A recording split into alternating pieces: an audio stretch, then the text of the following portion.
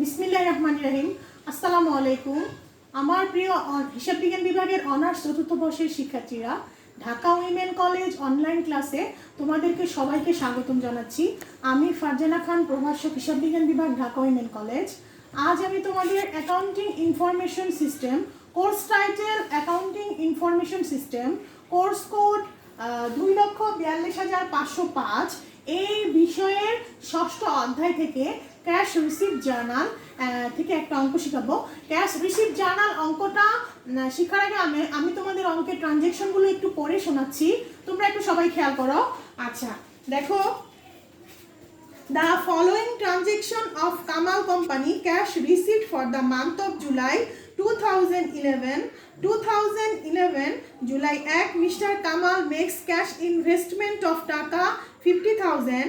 July 2 cash sales of merchandise Taka 30,000, cost price 25,000.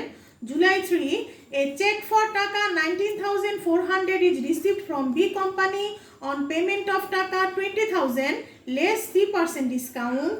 July 10 cash sales of merchandise Taka 27,000, cost Taka 20,000.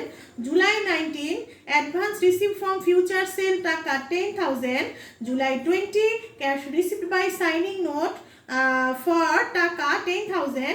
July 24 a check for Taka 24,500 from L company in full settlement of Taka 25,000. July 28 cash sales of Taka 10,000, cost Taka 11,000. July 30 cash Taka 3,000 received for interest or interest. আচ্ছা, journalize the transaction in cash receipt journal. আচ্ছা, cash receipt journal করার আগে আমাদেরকে জেনে নিতে হবে দুইটা উৎস থেকে সাধারণত ব্যবসা প্রতিষ্ঠানে নগদের টাকা আসে। একটা হচ্ছে ক্যাশ সেলস হলে, ক্যাশ সেলস মানে নগদে বিক্রয় হলে। দুই নাম্বার হচ্ছে receive from accounts receivable, accounts receivable থেকে টাকা পাওয়া গেলে। একটু দেখো, আমি তোমাদের বোঝার সুবিধাতে ঘরগুলো এঁকে নিচ্ছি। প্রথম দেওয়া আছে, প্রথম ঘরটা হচ্ছে ডেট, দ্বিতীয় ঘরটা হচ্ছে অ্যাকাউন্টস ক্রেডিটেড, তিন নাম্বার ঘরটা হচ্ছে রেফারেন্স, চার নাম্বার ঘরটা হচ্ছে ক্যাশ ডেবিট, তারপরে সেলস ডিসকাউন্ট ডেবিট, তারপরে ঘর হচ্ছে অ্যাকাউন্টস রিসিভেবল ক্রেডিট, তারপরে ঘর সেলস ক্রেডিট, তারপরে ঘর হচ্ছে আদার্স অ্যাকাউন্ট ক্রেডিট, লাস্টে হচ্ছে বিক্রিত মালের ক্রয় মূল্য হিসাবভুক্ত করার জাবেদা। একটা জাবেদা হয় cost of goods sold debit, merchandise inventory credit. আচ্ছা, তাহলে আমরা অঙ্কটা শুরু করে নিচ্ছি। প্রথম এন্ট্রি বলছে Mister Kamal makes cash investment of taka 50,000। তাহলে এখানে কি মিস্টার কামাল নগদে ইনভেস্ট করেছে 50,000 টাকা। জানা কি হবে? Cash debit capital credit. আচ্ছা, ক্যাশ ডেবিট টাকা 50,000 দিলাম, এখানে লিখলাম ক্যাপিটাল, ক্যাশ ডেবিট 50,000 টাকা। আচ্ছা, ক্যাশ ডেবিট 50,000 টাকা আর ক্যাপিটাল ক্রেডিট নামে তো কোনো ঘর আমি দেইনি, তাহলে ওইটা পুরোটা হবে আদার্স অ্যাকাউন্টে। তাহলে আদার্স অ্যাকাউন্ট 50,000, ঠিক আছে? তাহলে ক্যাশ ডেবিট 50,000, এখানে ক্যাপিটাল দিয়েছি, আর আদার্স অ্যাকাউন্ট 50,000। আচ্ছা, দ্বিতীয় এন্ট্রি কি বলছে? বলছে জুলাই 2, আচ্ছা জুলাই 2 তারিখে ক্যাশ সেলস অফ মার্চেন্ডাইজ টাকা 30,000, যার কস্ট প্রাইস হচ্ছে 25,000। বলেছে ক্যাশ সেলস করেছে কত টাকা? 30,000 টাকা ক্যাশ সেলস। তাহলে দেখো এখানে জাবেদা কি হবে? এখানে হবে সেলস, ক্যাশ সেলস। নগদে বিক্রি করলে জাবেদা কি হবে? Cash debit sales credit. কত টাকা এখানে বলেছে? ক্যাশ ডেবিট, তাহলে হবে ক্যাশ ডেবিট 30,000 আর সেলস ক্রেডিট হবে 30,000 টাকা। আর এটার কস্ট প্রাইস বলছে এই 30,000 এর মালের কস্ট প্রাইস হচ্ছে 25,000। তাহলে বিক্রিত মালের ক্রয় মূল্য হিসাবভুক্ত করার জন্য একদম লাস্টের ঘরে আমরা একটা ঘর করে নিয়েছি, সেটা কি cost of goods sold debit, merchandise inventory credit. কত টাকা? এটা ছিল কত? 25,000 টাকা। এই ঘরে আমরা এখানে বসাই দিব, যার ক্রয় মূল্য হচ্ছে 25,000। তারপরে হচ্ছে জুলাই 3 তারিখে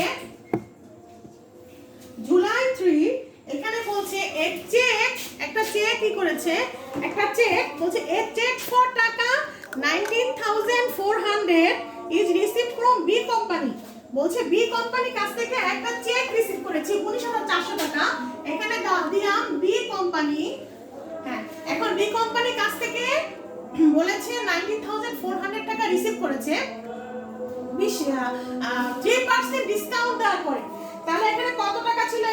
এটা হচ্ছে 20,000 টাকা। 20,000 টাকার বিক্রয় ছিল, তার 3% ডিসকাউন্ট।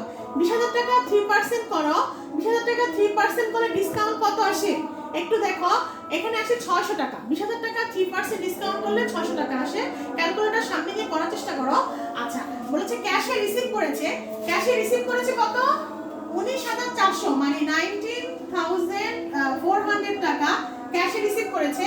তাহলে জাবেদাটা কি হবে? ক্যাশ ডেবিট 19,400 মানে 19,400 আর ডিসকাউন্ট ডেবিট। যেহেতু দেনাদারের উপরে বাট্টা, দেনাদার বা প্রাপ্য বিলের উপর যে বাট্টা হয় সেটা হচ্ছে আমাদের খরচ। তাহলে অলওয়েজ খরচ অলওয়েজ কি হয়? ডেবিট হয়, তাই তো? তাহলে জানাতে হবে cash debit 19,400, sales discount debit 600 আর অ্যাকাউন্টস রিসিভেবল ক্রেডিট 20,000, টোটাল 20,000 টাকা। এটা হচ্ছে জার্নালটা হবে। তাহলে আমরা এখন জার্নাল অনুযায়ী এখানে বসাই নেই। ভিতরে এখানে লিখে দিলাম বি কোম্পানি, লিখবো বি কোম্পানি, ক্যাশে ডেবিট করলাম 19,400, ডিসকাউন্ট হবে 600 মানে 600 আর অ্যাকাউন্টস রিসিভেবল ক্রেডিট হবে কত? টোটাল কত? 20,000। ঠিক আছে? আচ্ছা, তাহলে এটাকে আমরা বুঝতে পারলাম যে একটা ফুল সেটেলমেন্ট মানে 20,000 টাকা ফুল সেটেলমেন্ট করার পরে 600 হয়েছে ডিসকাউন্ট আর ক্যাশে পেয়েছে 19,400। আচ্ছা, তারপরে আসলো 10 তারিখে যাবে না ক্যাশ সেলস অফ টাকা মার্চেন্ডাইজ টাকা 27,000 ক্যাশ সেলস। তাহলে এটা কি হবে? 10 তারিখে দেখো হবে ক্যাশ ডেবিট সেলস ক্রেডিট। এখানে দিয়ে নিলাম 10 তারিখ, এখানেও লিখে নিলাম সেলস। তাহলে ক্যাশের ঘরে কত হবে? ক্যাশের ঘরে হবে 27,000 টাকা ক্যাশ ডেবিট আর সেলস ক্রেডিট হবে 27,000 টাকা আর এটার কস্ট প্রাইস হচ্ছে 20,000 টাকা।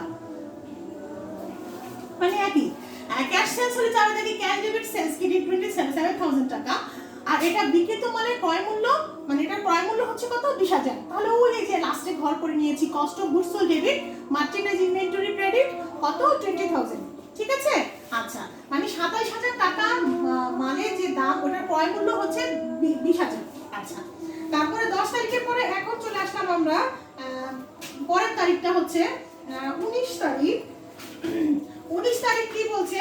19 তারিখ বলছে advance receive from future sale taka 10,000। 19 তারিখ বলছে আর্ন। তাহলে অ্যাডভান্স রিসিভ করেছে ভবিষ্যৎ বিক্রয় থেকে, মানে অ্যাডভান্স অগ্রিম করেছে, আদায় করেছে। তাহলে এটা হচ্ছে আর্নড রেভিনিউ। তাহলে জার্নালটা কি হবে? Cash debit earned revenue credit 10,000। আচ্ছা, তাহলে আমরা আগে তারিখটা বসাই নিই। তারিখটা হচ্ছে 19, এখানে বসাই দিলাম। এখানে লিখে দিলাম unearned revenue, unearned revenue, unearned revenue. আচ্ছা, আনআর্নড এটা হচ্ছে একটা রেভিনিউ। রেভিনিউ হচ্ছে কত? আনআর্নড রেভিনিউ বলছে 10,000 টাকা। তাহলে জানা হবে ক্যাশ ডেবিট আর আনআর্নড রেভিনিউ নামে তো কোনো ঘর হয়নি। এটার জন্য টাকাটা কোথায় চলে যাবে? আদার্স অ্যাকাউন্টে। টাকা চলে যাবে কত? আদার্স অ্যাকাউন্টে। আদার্স অ্যাকাউন্টে 10,000। তাহলে জানাতে হবে ক্যাশ ডেবিট 10,000 আর আদার্স অ্যাকাউন্ট 10,000, মানে আদার্স অ্যাকাউন্ট কার নামে? আনআর্নড রেভিনিউ নামে। ঠিক আছে? আচ্ছা, তারপরে তারিখটা দেখো, এখানে বলছে 20 তারিখ। এখানে কি বলেছে? ডেটটা হচ্ছে 20। বলছে cash received by signing A note from for টাকা হচ্ছে 10,000। একটা ক্যাশ রিসিভ করেছে, একটা নোট সাইনের মাধ্যমে। তাহলে জানাটা হবে cash debit note payable credit, note payable credit. তাহলে আমরা দিয়ে নেই ডেটটা হচ্ছে 20, তারিখ হচ্ছে 20। আচ্ছা, আমরা এখানে লিখব ক্যাশ ডেবিট পৌঁছিত ক্যাশ রিসিভ জার্নাল। ক্যাশে তো ডেবিট ওখানে বসাবো না, আমরা আদার্স অ্যাকাউন্ট এখানে বসাবো। তাহলে আছে notes payable, notes payable, notes payable. তাহলে জানাতে হবে ক্যাশ ডেবিট 10,000 আর নোটস পেয়েবলের নামে তো কোনো ঘর করিনি, তাহলে এটা আদার্স অ্যাকাউন্টে হবে কত? 10,000।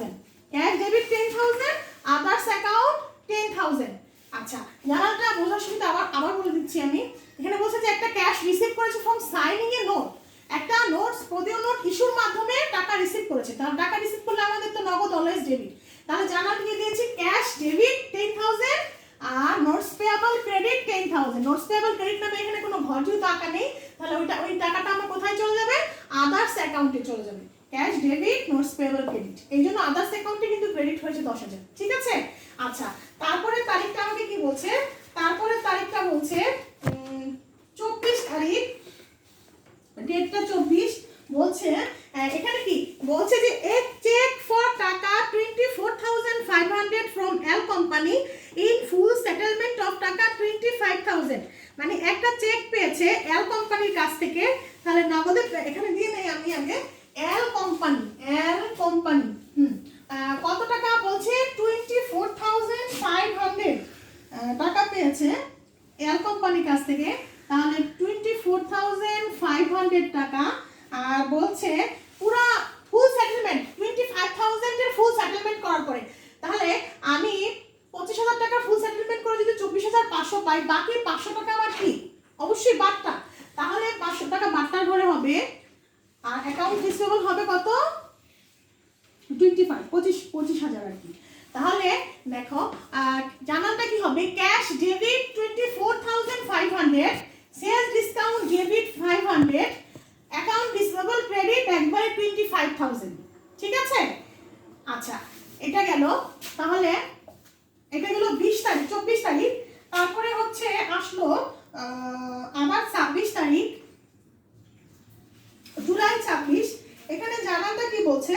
ক্যাশ সেলস অফ টাকা 10,000, আবার ক্যাশ সেলস নগদে বিক্রয়। তাহলে আমরা এখানে লিখে নেই জুলাই 26 দিয়েছি সেলস, বলছি ক্যাশ সেলস টাকা কত? Cash sales 10,000। তাহলে কি হবে? ক্যাশ ডেবিট 10,000 আর sales credit 10,000। Cash debit 10,000, sales credit 10,000। ঠিক আছে? এটার ক্রয় মূল্য হিসাবভুক্ত করতে বলেছে 11,000, মানে 11,000 টাকা। তাহলে জানাটা কি হবে? ক্যাশ ডেবিট 10,000, সেলস ক্রেডিট 10,000, আর বিক্রিত মানের ক্রয় মূল্য হিসাবভুক্ত করা cost of goods sold debit merchandise inventory credit কত? 11,000। ঠিক আছে? আচ্ছা, এটা হলো 26 তারিখ। তারপরে আসলো একবারে তোমার 30 জুলাই 30 কি বলছে? কস্ট টাকা 30,000 রিসিভড ফ্রম ইন্টারেস্ট। এখানে বলছে ইন্টারেস্ট থেকে তুমি মানে ক্যাশ রিসিভ করেছে, ইন্টারেস্ট থেকে মানে সুদ প্রাপ্ত সুদ হয়েছে। তাহলে cash debit interest revenue credit. তাহলে আমি এখানে লিখে নেই ইন্টারেস্ট রেভিনিউ,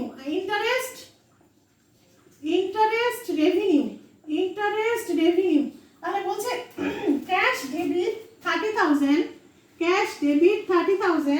আর ইন্টারেস্ট রেভিনিউ নামে তো কোনো ঘর নাই, তাহলে কি হবে? একবারে আদার্স অ্যাকাউন্টে হবে টাকা। এটা হচ্ছে আচ্ছা 3,000 টাকা, 3,000। আচ্ছা, তাহলে জিনিসটা দাঁড়াচ্ছে, আমি আবার বলে দিচ্ছি। বলছে যে প্রাপ্ত সুদ থেকে টাকা পাওয়া গেল, cash receive from interest revenue. তাহলে cash debit interest revenue credit. Interest revenue বসালাম, ক্যাশ ডেবিট ক্যাশের ঘরে 3,000, আর ইন্টারেস্ট রেভিনিউ যেহেতু নাই, টাকাটা চলে যাবে কার ঘরে? আদার্স অ্যাকাউন্টের ঘরে। এখন আমরা আমাদের এন্ট্রিগুলো শেষ, এখন আমরা যোগ করে করে শুধু নামাবো। দেখো যোগ করে করে কার ঘরে কত হয়? ক্যাশ হয় 1,83,000 টাকা, আর ডিসকাউন্ট দুটো মিলে কত হয়েছে? 600 500, তার মানে হচ্ছে 1100। আচ্ছা, তারপরে এটা দ্বিতীয়টা দাঁড়াচ্ছে 45,000, অ্যাকাউন্ট রিসিভেবল হবে 45,000। আচ্ছা, তারপরে সেলস যোগ করলে দাঁড়াচ্ছে 67,000 টাকা। আমি জাস্ট যোগ করে নিচ্ছি, আর কিছুই না। আর এক আদার্স অ্যাকাউন্ট যোগ করে দাঁড়াচ্ছে 73,000 টাকা। আর একদম কস্ট অফ গুডস সোল্ড যোগ করে হচ্ছে তোমার 56,000 টাকা। এটা হচ্ছে টোটাল টাকাটা। টোটাল টাকাটা আমি টোটাল টাকাটা বোঝার সুবিধার্থে আবার বলে নিচ্ছি যে ক্যাশের সমস্ত ক্যাশের অ্যামাউন্টগুলো যোগ করেছি। সমস্ত ক্যাশের অ্যামাউন্টগুলো যোগ করার পরে এখানে আমার আসছে 1,83,000 টাকা, আর